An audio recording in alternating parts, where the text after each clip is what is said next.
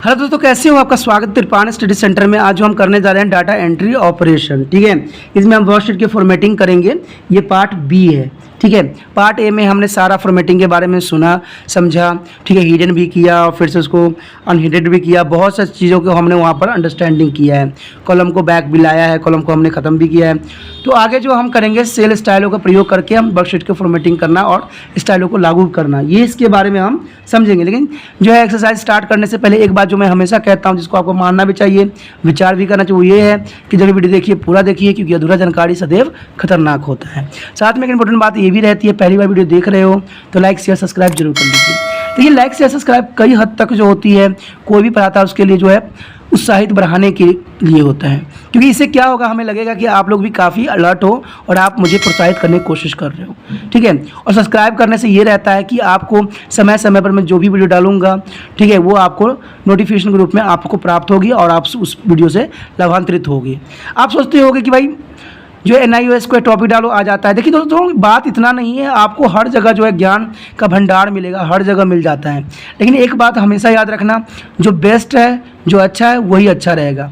मैं ये नहीं कह रहा हूँ कि मैं ही हूँ, आपके पास बहुत से जो है टीचर आपको यूट्यूब पे उपलब्ध हैं, जिन्होंने अच्छे से अच्छे समझाने की कोशिश किया होगा। लेकिन मैं ये कहता हूँ, जहाँ आपको अच्छा समझ में आता है, जहाँ आपको अंडरस्टैंडिंग होता है, आप वहीं जाती हो, ठीक है। क्योंकि मुझे इतना विश्वास है, क्योंकि मैं हमेशा कोशिश अच्छा ही बच्चों के लिए करता हूं और मेरा जो सदैव रहता है विचार सत्य पे आधारित रहता है, ठीक है। तो चलिए वो बात तो रहता है, लेकिन आप सोचिएगा कि जो त्रिपान स्टडी सेंटर सिर्फ आपके लिए कर रहा है, NIOS 10th क्लास के लिए कर रहा है, तो ये गलतफहमी में हो। आपको पता होना चाहिए कि त्रिपान स्टडी सेंटर जो है क्लास 8, 9, 10, 11, 12 CBSE के सभी सब्जेक्टों को कवर करता है, प्लस जो है NIOS के 10+2 को भी कवर करता है, ठीक है। और साथ में जो है BA फर्स्ट सेमेस्टर से लेके 6 सेमेस्टर तक जो है उस जो है 8 सब्जेक्टों को कवर करता है। तो आपके लिए तो है ही है, प्लस आपके बड़े भाई बहन जो भी हैं उनके लिए भी है, प्लस जो आपके छोटे हैं उनके लिए भी है। तो त्रिपान स्टडी सेंटर को सब्सक्राइब करने में ही फ़ायदा है, क्योंकि कभी भी क्या पता कौन सी वीडियो आपके लिए फ़ायदेमंद हो जाए, क्या पता आपके भाई के लिए हो जाए, बहन के लिए हो जाए, या आपके बड़े जो पढ़ रहे हैं BA में उनके लिए फ़ायदेमंद हो जाए। देखिए दोस्तों, टॉपिक वही रहती है, चाहे बोर्ड कोई भी हो, आपको सिर्फ टॉपिक से मतलब रखना है, ठीक है। ये नहीं देखना है कि वो पंजाब यूनिवर्सिटी का है या किसी का भी है। आपको पता है कि सभी यूनिवर्सिटी हो, सभी जो है बोर्ड हो, एक ही तरह के फॉर्मेट को फॉलो करती है।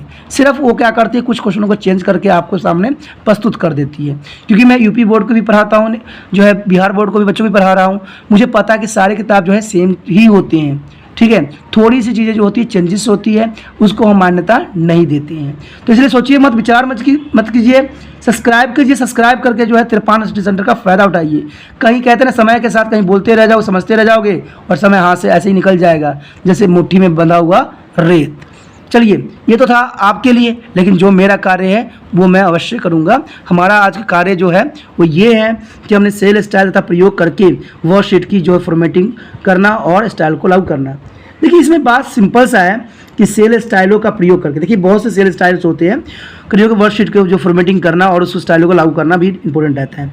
कहते हैं एक्सेल 2007 में जो है पूर्व परिभाषित स्टाइलों का चयन करके आप वर्कशीट को जल्द से जो है फॉर्मेट कर सकते हैं। स्टाइल आपकी जो है वर्कशीटों और व्यावसायिक रूप देने में सहायता भी करता है। एक्सेल में सभी स्टाइल, सेल और स्टाइल भी उपस्थित होती है।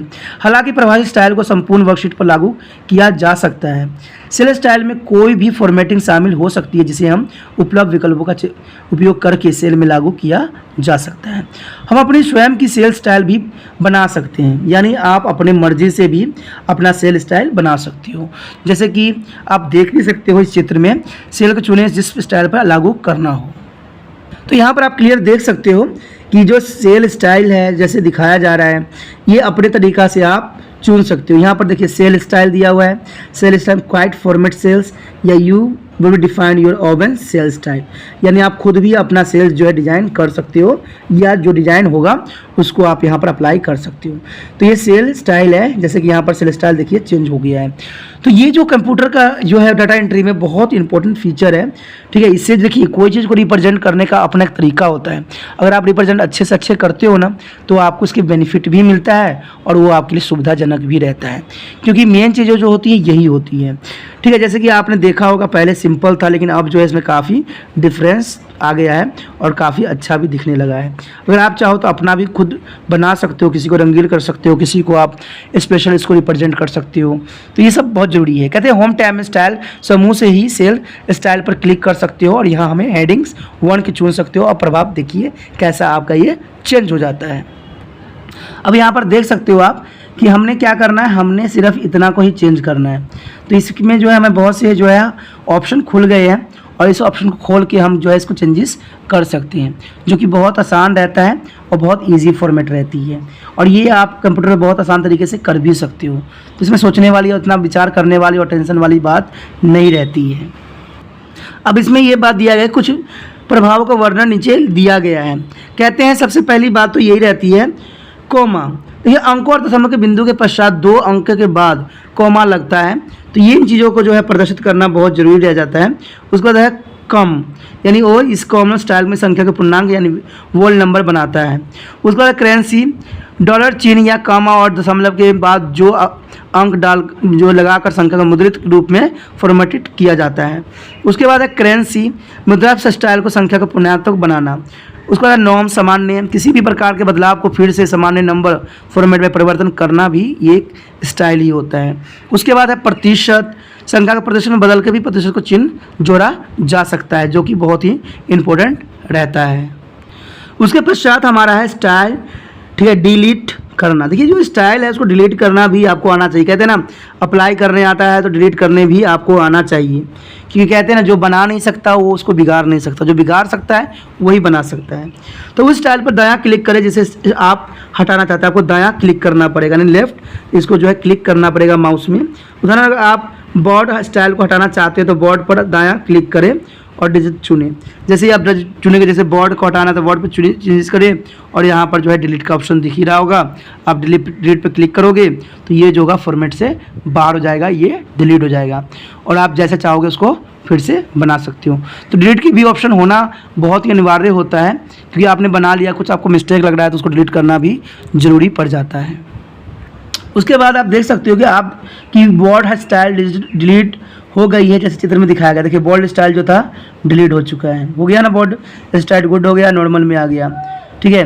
तो ये चीज़ें जो होती है बहुत आसान होती है करना आप लोगों के लिए, ठीक है। जो करता है देखिए, जब तक आप कीजिएगा नहीं प्रैक्टिकल तो आपको समझ में भी जल्दी नहीं आएगा, क्योंकि क्या मैंने कहा ना जितना थ्योरी इंपॉर्टेंट होता है ना प्रैक्टिकल भी होता है। और प्रैक्टिकल तो आप कर ही लेते हो, लेकिन थ्योरी के बारे में आपको नॉलेज नहीं रहती। थ्योरी जो है मैं आपको बता रहा हूँ यहाँ पर कि हम किस चीज़ को क्या करेंगे और कैसे करेंगे, जो बहुत ही इंपॉर्टेंट और मान्य रखता है। उसके पश्चात हमारा है फॉर्मेट पेंट। देखिए इसमें टूल जो है स्टूल टूल बार पर उपलब्ध फॉर्मेट पेंटर टेक्स्ट की फॉर्मेट करने के लिए एक बहुत ही उपयोगी टूल है। अगर आपने एक निश्चित format style, date formatting, number format, border या अन्य फॉर्मेट के साथ किसी सेल को फॉर्मेटिंग किया है और इसी तरह से सभी फॉर्मेट को किसी दूसरे सेल या अन्य काफ़ी सारे सेलों पर कॉपी करना चाहते हैं, तो कर्सर को उसे सेल पर लाएं जिसकी फॉर्मेटिंग आप कॉपी करना चाहते हो। तो होम टैब में जो है क्लिक बोर्ड समूह में फॉर्मेटिंग पेंट पर क्लिक करें। ध्यान देखिए अगर आपके जो है पॉइंटर के साथ में अब एक पेंट ब्रश आ जाएगा।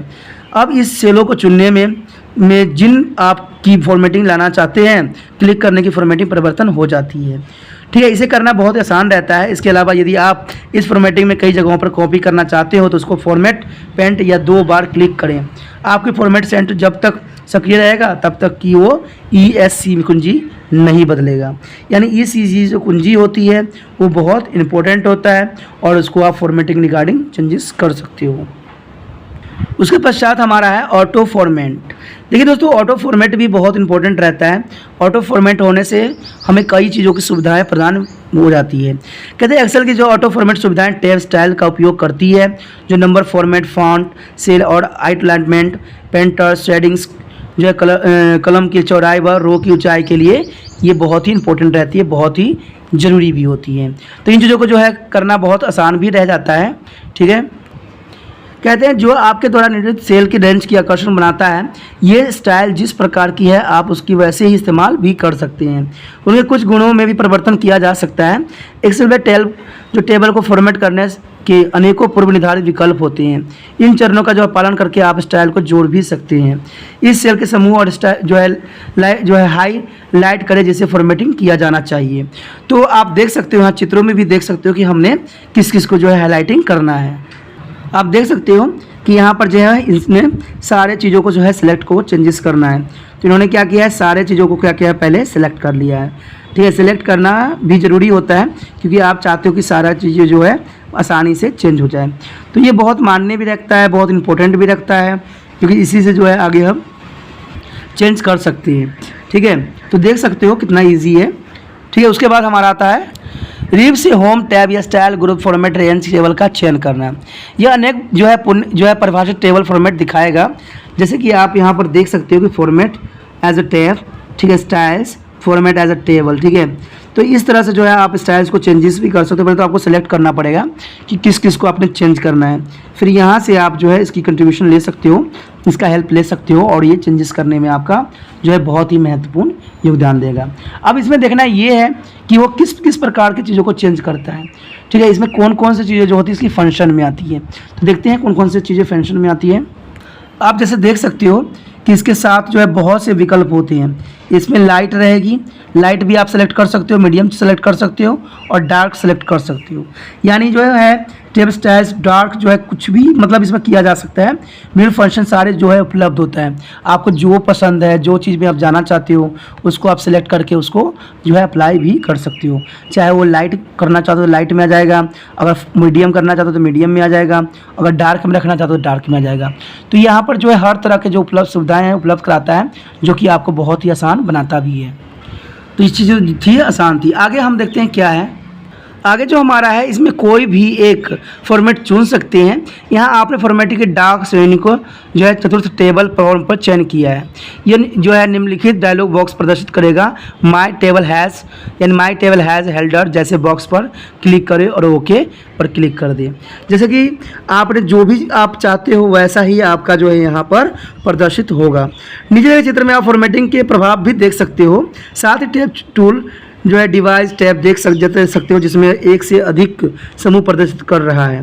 टैब स्टाइल समूह में पूर्व परिभाषित टैब के प्रारूपों में से किसी एक पर क्लिक करके स्टाइल को बदला जा सकता है। तो यहाँ पर आप देख सकते हो कि फॉर्मेट एज अ टैब में what are the data for your table. ठीक है, तो कोई भी आप यहाँ पर जो है माई टेबल हैज़ अ हेडर, तो आप इसको ओके दबा के भी आप इसको जो संचालित कर सकते हो, जो कि बहुत आसान और बहुत इजी रहता है। तो ये विकल्प जो है बहुत आसान से हमारे पास यहाँ पर उपलब्ध रहती है। देखिए जैसे भी हमने डार्क मोड हमने सेलेक्ट किया, हमने डार्क लिया, तो देख सकते हो कि सारे के सारे जो है डार्क मोड में चला गया। तो यही बात मैं आपको बताना भी चाह रहा था कि जैसे आपने लाइट सेलेक्ट करो तो लाइट हो जाएगा, मीडियम करोगे तो मीडियम, और डार्क करोगे तो डार्क की जो है टैब स्टाइल आपको आ जाएगा। अब हमने यहाँ पर डार्क जो है टास्क किया है, तो देखिए सारे के सारे फॉर्मेट जो है डार्क में आ गया और आपको जो है और भी अच्छा यहाँ पर प्रदर्शित करने के लिए उपलब्ध हो गया।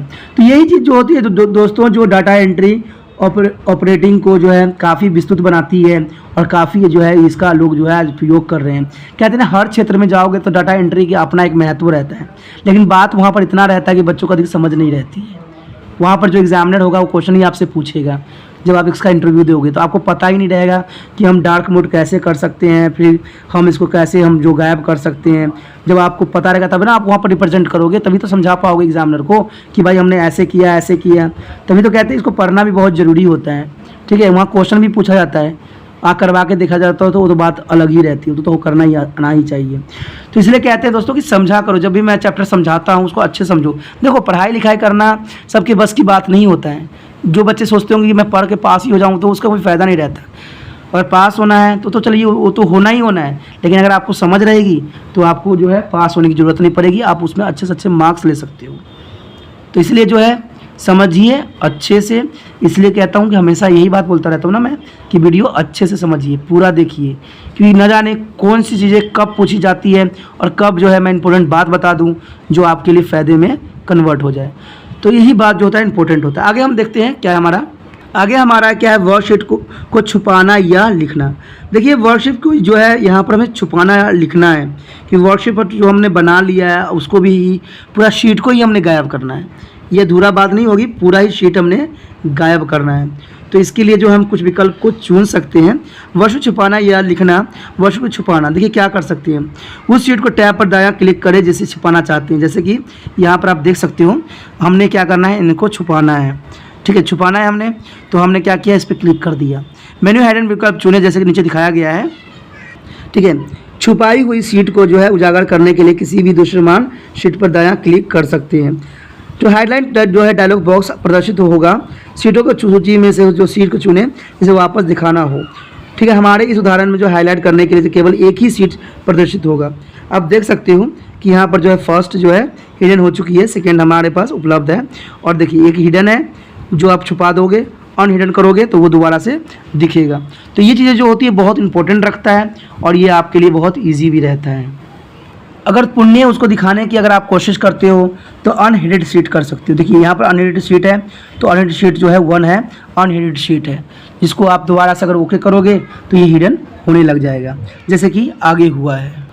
इसमें आप साफ तौर पे देख सकते हो कि जो सीट 1 गायब हो गई थी अब यहाँ पर जो है नज़र आने लग गई है और 2 और 3 भी नज़र आने लग गया है। जब भी आप स्टार्ट करते हो, मैंने बताया भी था प्रैक्टिकल करके, ये आपको 1, 2, 3 विकल्प देता है। आप चाहो तो 4 भी सिलेक्ट करके बना सकते हो। तो ये चीज़ें जो होती है हम पहले भी कर चुके हैं, इसलिए यहाँ बताने की ज़रूरत नहीं है।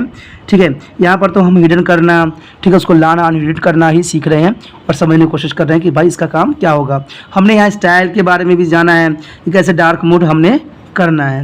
आगे हमारा है, उसके पश्चात हमारा क्या है, वर्कशीट को संरक्षित या असंरक्षित करना। देखिए जब हम कोई कार्य करते हैं तो सबसे बड़ी इंपॉर्टेंट बात ये रहती है कि हम उसको संरक्षित कैसे करें, क्योंकि वर्क तभी तक आपको सफल रहेगा जब तक आप उसको सुरक्षित कर पाओगे। अगर वो सुरक्षित नहीं कर पाओगे तो वो वर्क करने का आपको कोई फ़ायदा नहीं रहेगा, कोई मतलब नहीं रहेगा, क्योंकि वो फाइल को कोई भी नुकसान पहुंचा सकता है या उसकी फॉर्मेट में बहुत कुछ चेंजेस कर सकता है। अगर ऐसा कर देता है तो हो जाएगा वही कहानी जो 3 इडियट में जो हुआ था।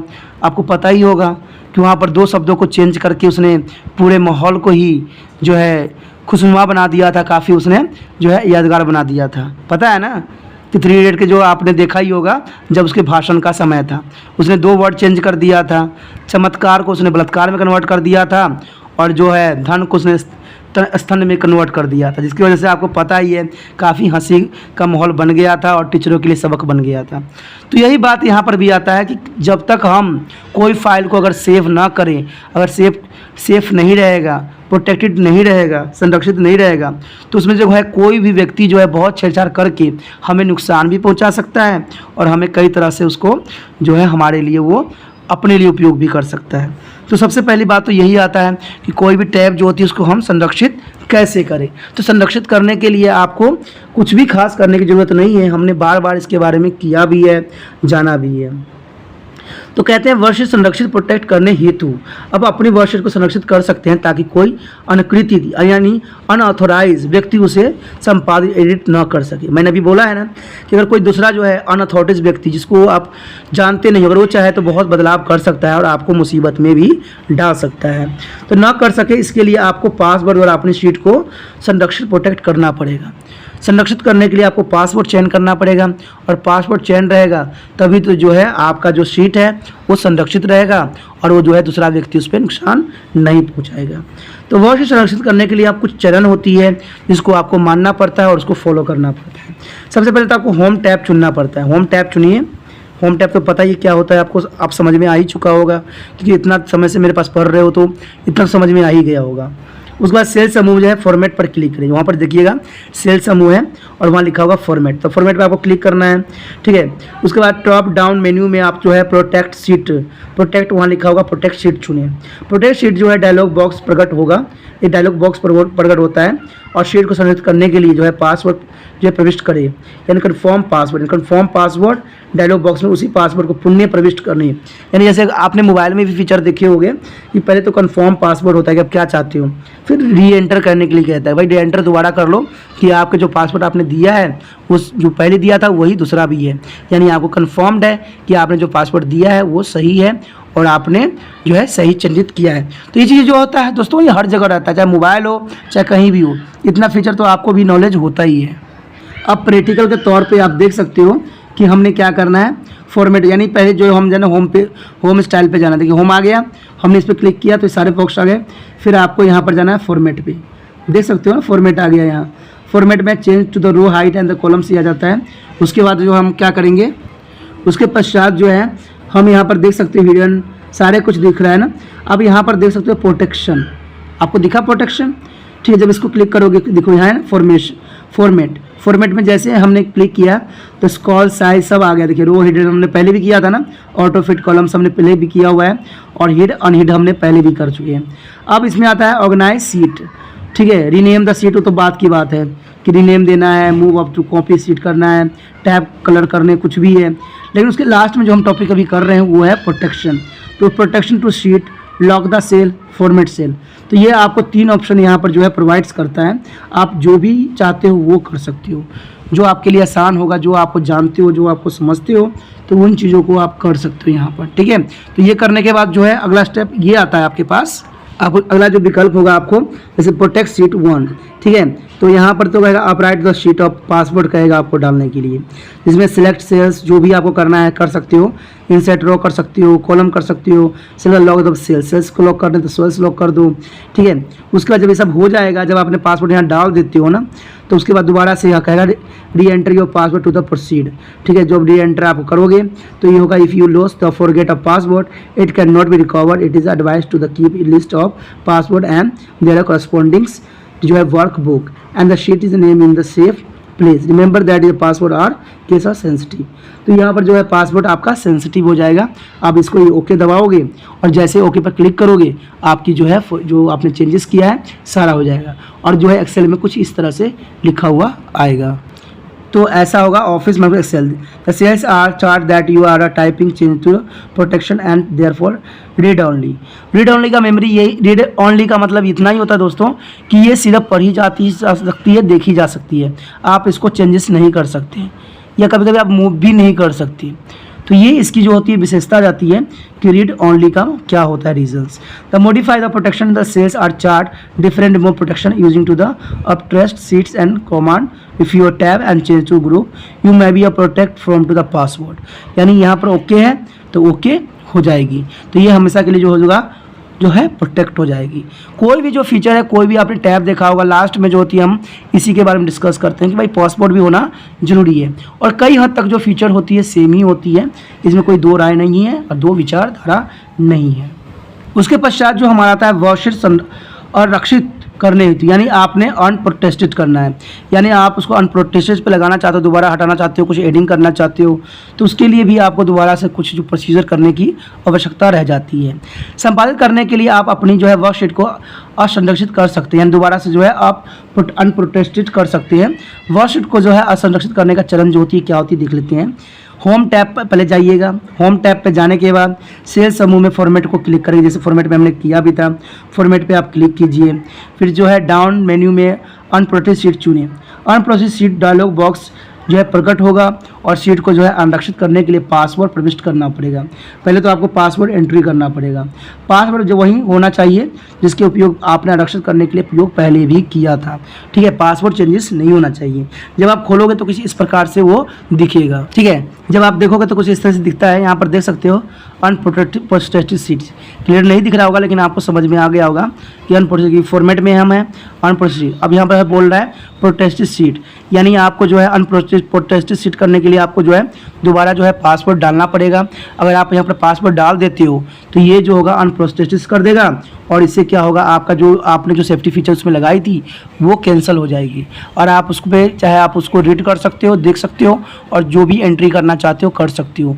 तो ये उन व्यक्तियों के लिए होता है जिनका बहुत ही इंपॉर्टेंट फाइल होती है और वो नहीं चाहते हैं कि कोई दूसरा बच्चा देखे या दूसरा व्यक्ति कोई देखे, ठीक है। क्योंकि कभी कभी जो होता है दूसरा व्यक्ति आपको नुकसान पहुंचाने के लिए इसमें बहुत कुछ चेंजेस भी कर देते हैं और चेंजेस कर देंगे तो ये आपके लिए सबक भी बन सकता है और सर दर्द भी बन सकता है और आपको यहाँ तक कि मुसीबत में भी डाल सकता है। क्योंकि आज जो होते हैं बड़े बड़े काम जो होते हैं इन्हीं में होते हैं। आपको पता है किसी चीज़ के डाटा का संभालना, किसी चीज़ को करना, मान लीजिए और कहीं आप लैब में ही काम कर रहे हो और किसी की आपने क्या किया रेंज बढ़ा दिया, आपने काम किया, किसी दूसरे बंदे ने आपके काम की जगह उसने छेड़छाड़ कर दिया और उसने आपने फ़ोटोकॉपी निकाल दिया।